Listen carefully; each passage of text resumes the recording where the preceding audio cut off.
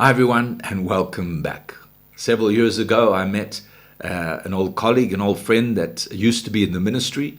He had a very powerful call of God on his life, but unfortunately through circumstances and situations in his home, he had to step back, and he took on the weight of the difficulty that he was going through, and unfortunately he didn't do well in that.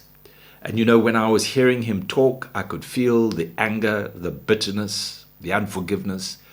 And I was reminded of something, that there is a mentality that Christians have that, the trials come to make us strong.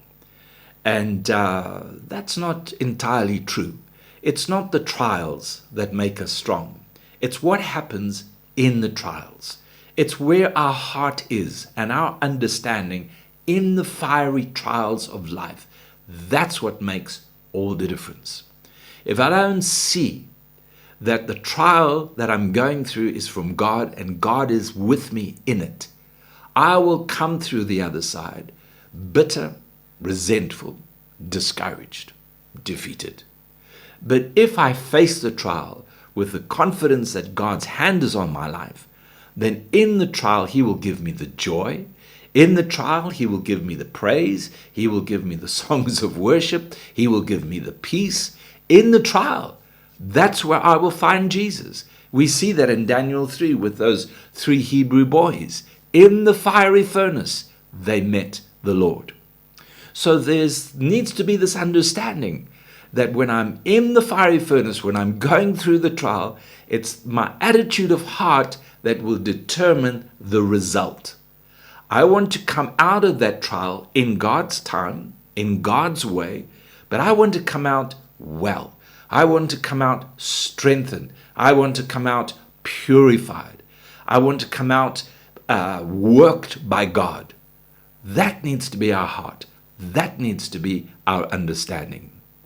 Peter says in 1 Peter 1 verse 6, wherein you greatly rejoice, though now for a season, if need be, you are in heaviness through manifold tests, trials, and temptations. He goes on in verse 8 and he says, whom having not seen you love, but in whom though you now see him, yet believing, you rejoice with joy unspeakable and full of glory. Why? Because in the midst of the fiery trial, we see Jesus. We see His grace. We see His plan. We see His purpose. And it rejoices our heart.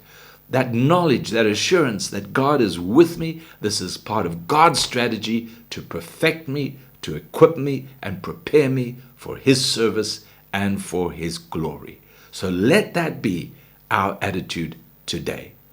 May the Lord help us. God bless you.